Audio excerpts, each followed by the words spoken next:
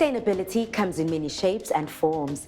Building a home that pays homage to its remarkable setting through innovative design gives me all the finest home feels. South African homes have truly come into their own over the last few decades. Generic imitations have made way for modern masterpieces and character-filled spaces. Finest Homes explores these creations, talking to the visionaries who are bringing them to life. Join us as we explore some of these spaces, showcasing the architecture, interior design, and the landscape design. I'm your host, Balisa Dembe, and this is Finest Homes.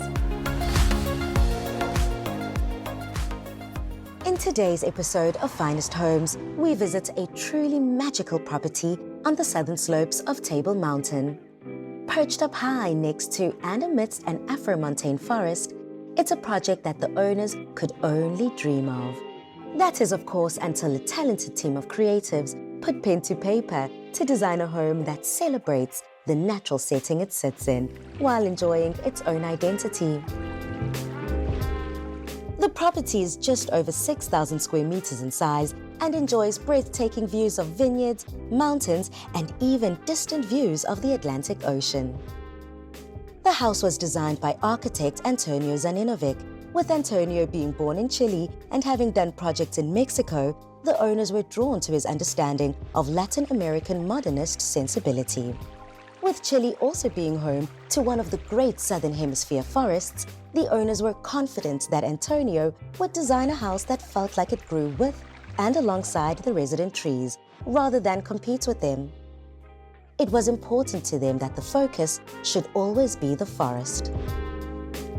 The completed project is a house that sits proud yet delicately, thanks to minimalistic architectural structures and the incorporation of stonework where the building meets the earth.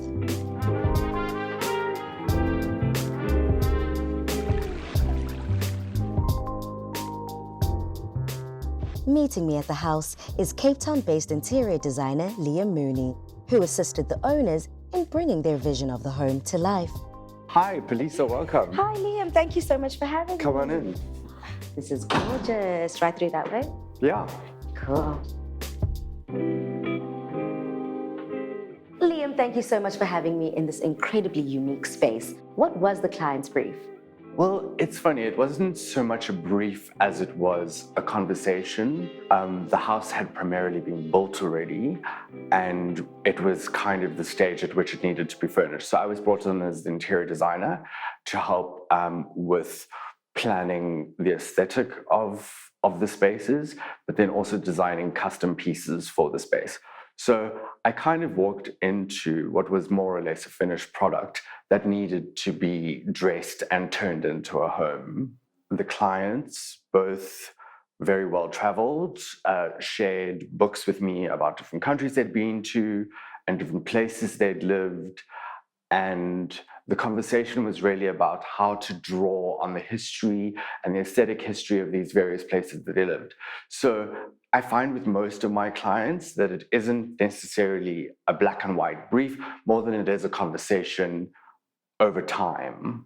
And as that conversation continued, what was your interpretation of the brief? Because a lot of the furniture in the house was custom designed, we spent a lot of time working on the specifics of the furniture and choosing the exact right colors and right fabrics. So once again, it really was a very collaborative kind of experience, and it evolved over time. The house looks very different right now as it did on day one.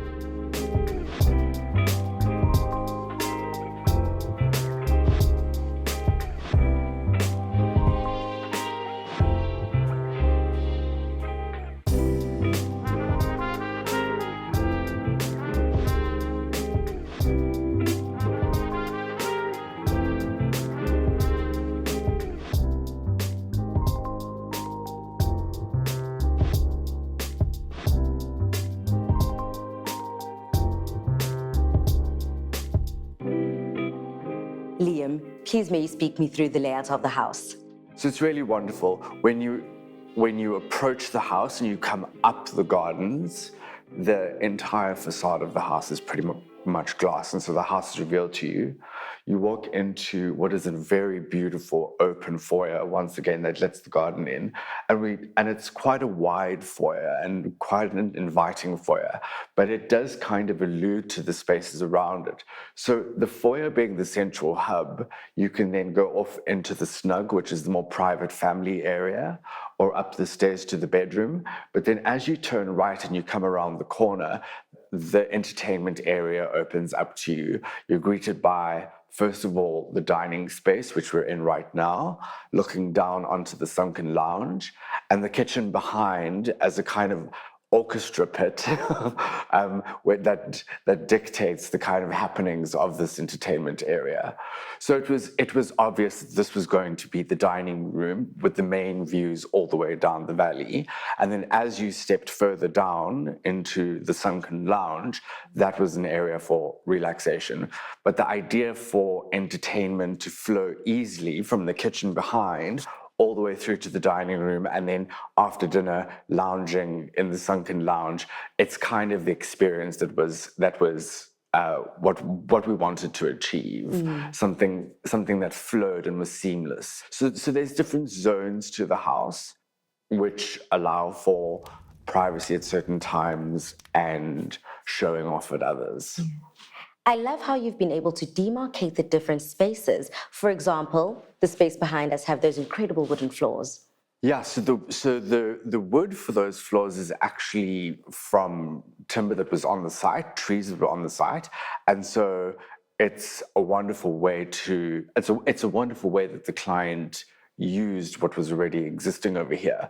But from a design standpoint, it allows for a warmer kind of lounge, and then there's a separation to the dining room.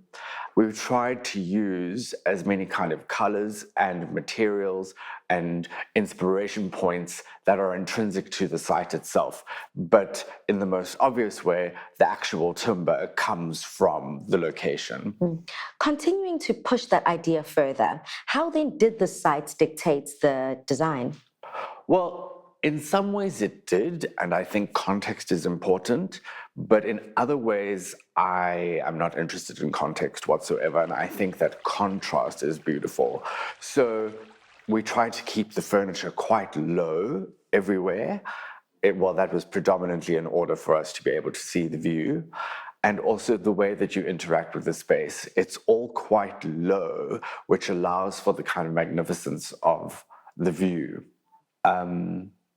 I think when it came to decorating the space, the client has a very strong point of view and design aesthetic, and we tried to riff off of a lot of very classic furniture design.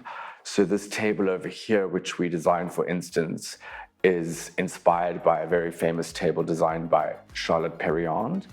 And the swivel chairs are a kind of riff or furniture by Vladimir Kagan. And so it was playing with these classics, but then at the same way being a little bit subversive with kind of a crazy couch and a different way to sit or lounge. So it was about being classic, but at the same time very interesting. Stay with us as after the break, I continue my conversation with Liam about the design of today's feature home.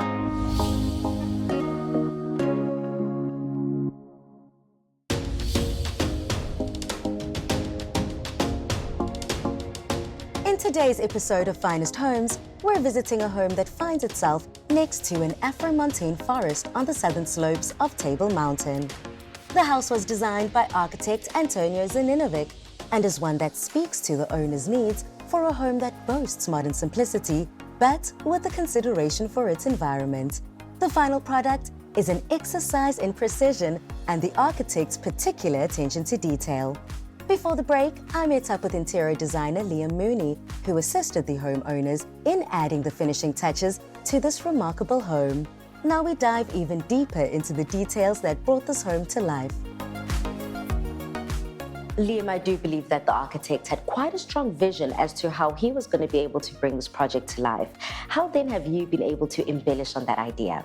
Yes, so Antonio, the architect, had an incredibly clear vision, and this extended all the way to the lighting. But it allowed us to add our own flourishes. And because the house is quite minimal and the house is quite singular in its vision, we were able to play with some pretty striking and bold designs. The light, for instance, I mean, it's a little bit unusual, but what we love about the space is that as you come through the foyer and you turn into the space, it's this kind of glinting, we call it the traffic light. It's the glinting light above the dining room table, which is very heavy and monolithic. But yes, it was about working with what the architect had provided and working with it and not against it. And working with a color palette that is pretty much dictated to you, how then were you able to add your personal touch? So it's really about flow of color that I think is important. The walls is called kitten white. So we try to flow as much as possible. So we use the white marble as you come out of the kitchen, but in terms of colors, we wanted something muted, something that worked beautifully with the garden, but there's a definite kind of age to the colors. They're not bold, bright new colors. They have a kind of a patina and an age to them, which we found really beautiful. Now, Liam, how were you able to ensure that there is a common design thread that runs throughout this entire project? You see, I love that question because sometimes it's important for a home to have a very clear common thread all the way through it. And I think that this home does, but in more subtle ways, without kind of sticking to one style all the way through. We made sure that everything was quite organic and rounded and soft. So you'll see in the lounge furniture, and you'll see curves to the table, and you'll see beautiful curved chandeliers. And this kind of, for me, was a bit of a response to the architecture of the house, which is quite angular and quite severe in certain places, but still very warm.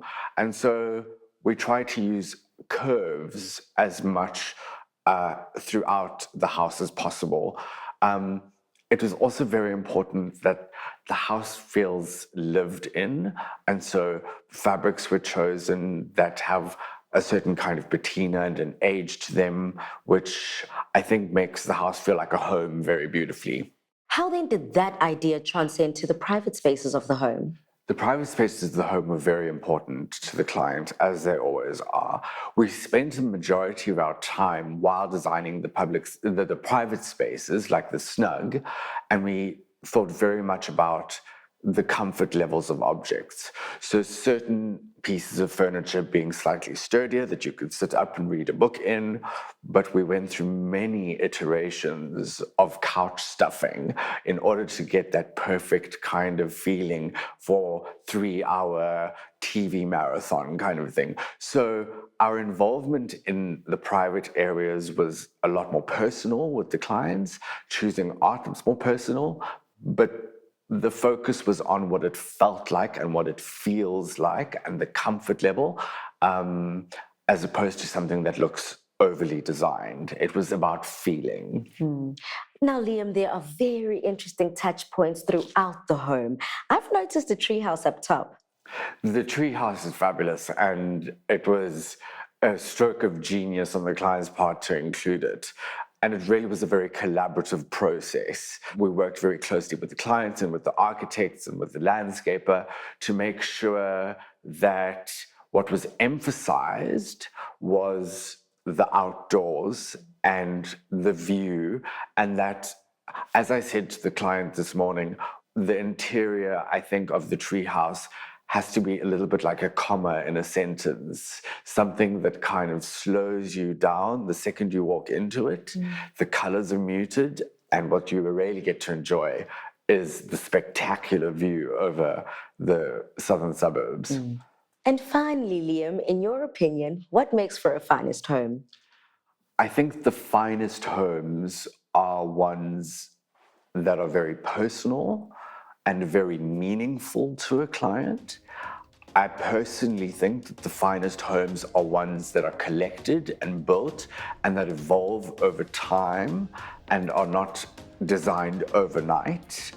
I think the finest homes are ones that are filled with objects and pieces from all sorts of different places that add a kind of a layer to the narrative, and so that it's not all one note. I often say to my clients, there are 44 instruments in an orchestra with 12 notes, so layering is very important. After the break, I meet with Carrie Latimer, who is responsible for the design of the stunning garden that forms an integral part of this property.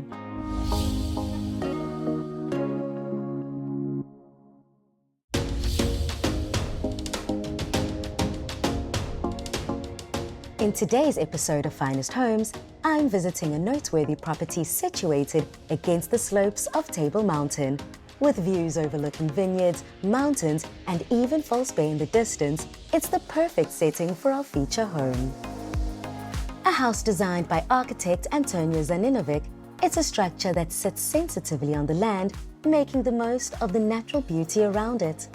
A crucial part of integrating the home into its environment was through the landscape design.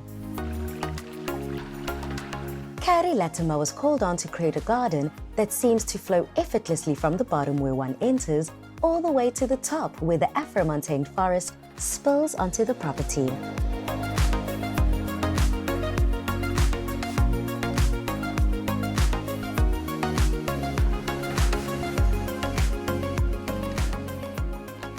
Carrie, as a landscape designer, what was the client's brief for this project? Client had a very interesting brief because they are very respectful of the setting that they're in. This is a garden sitting on the southern slope of the Constantian Neck is right here. It's sitting in an Afro-montane forest. The forest edge is right on the edge of the reserve. So they were very keen to celebrate that relationship to the forest, to their amazing outlook towards False Bay. And while they were very intent on honoring our natural fynbos and our natural planting here, they wanted to bring in a lot of their own influences, which are actually really interesting because both the husband and the wife have backgrounds in archaeology, which was fascinating because they really were kind of respectful of the relics that were left from the previous owner, the beautiful old stone walls. And we really had to work that into this very modern landscape, which was quite an interesting dynamic. And I think it's created quite a rich tapestry of sort of themes through the garden. And also, they both have spent much of their lives in California. So there was a lot of planting influence from California, which is very interesting for us in the Western Cape because it's also a Mediterranean climate like we have. So the planting of California is a very appropriate reference point for this garden. So what we've ended up with is definitely not a purist landscape, but quite an eclectic garden that we had with different spaces of different meanings and personalities that we had to kind of create a cohesive, harmonious experience of. I hope that when you look at the garden, it doesn't look like a fruit salad, but that you experience that harmony and unity between all the areas. And then as you venture through the different parts of the garden, you get these moments of distinctiveness from one another. Absolutely. I mean, they do say location is everything when it comes to the home. But then what challenges did the site offer? Yeah, well, the typical Cape Town challenges that we're designing on the side of the mountain. So we often dealing with extreme slopes. And here, from the top gate to the bottom gate of the property, the top gate opens onto the forest reserve. There's a 30-meter drop in levels. So just to get from the carport to the front door, you have to walk up 15 meters in the garden. So that's the equivalent of climbing a 5-story building's flight of stairs. So to create that circulation in a way that felt comfortable, particularly for our client who suffers with back pain, and we had to make the journey through the garden not aggravating from a physical perspective. And that was very challenging because you have a limited amount of space because it's very steep to create a very gentle journey through the garden. And I'm very pleased to say that they do find it very comfortable to walk through. And I think that maybe that's important for most gardens because you want your garden to grow with you and not to become more difficult to move through as you move through life. What a pleasant journey indeed it was coming up those stairs, truly effortless. And I have noticed different garden rooms coming up.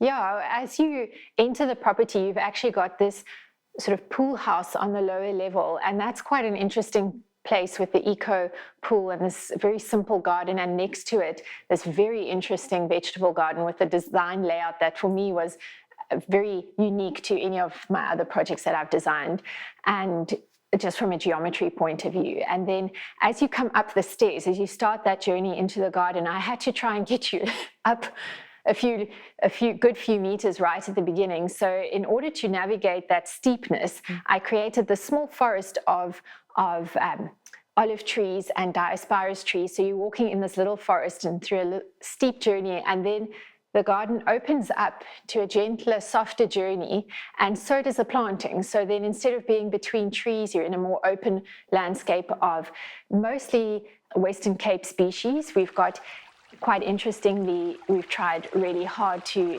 incorporate plants that flower at all the times of year, because the client is a beekeeper, so it's important that the bees have fodder the whole year round. And then as you get out of that very naturalistic garden up around the house, we've got more kind of graphic moments where the water features are right up next to the house, and we've put big agave plants to bring some drama into the planting and real bold graphic textures. And then as you venture further away to the outlying areas of the garden, you've got, it kind of gets more wild the further away from the domestic situation you are. So then we bleed into the forest area with the treehouse up there and the roof gardens, which are all very wild and foresty. The treehouse is perched into the portion of Afro montane forest that reaches into the property. And what's quite interesting is that on the side of the treehouse, we had this legacy of agapanthus and old bits of stone walling, which we've kept there, and tying those elements together with the new has created something quite dynamic. And as I said earlier, eclectic and unique. And similarly, down at the bottom by the pavilion here, or in the midpoint, we've got this pergola which carries this very blousy wisteria that is a complete sort of Miss Havisham moment in the garden, which is otherwise quite sort of naturalistic and contemporary. And we've got David Austin roses there and other things that are good for the client to put into vases, because she's very keen on cut flowers for the garden. You can see she's decorated her home with them. How does the garden communicate to the building, the structure of the home? So I think that it's been very important in this garden that the relationship between the architecture and the landscape has been considered both from inside the house and from outside the house, because many of the internal spaces, like where we're sitting now, have a very strong relationship to the garden. But as important as that has been, from outside, the house requires the garden to sort of settle it into the landscape. And actually, the whole design of the garden is not supposed to scream and shout and draw your attention. The house is the hero, and so is the landscape. And the garden is just the unifying element for those two things. And what does a garden in a finest home look like? Gosh, in my opinion, we have to really remember that the garden, unlike the house and the interiors, is alive. And for me, a garden that is its best self is a garden that feels alive and not controlled by humans, but rather a reflection of nature and a real representation of where it is. I mean, in the Western Cape here, we have the most incredibly inspiring surroundings. Gardens that are a reflection of their natural surroundings rather than of the human hand that created them.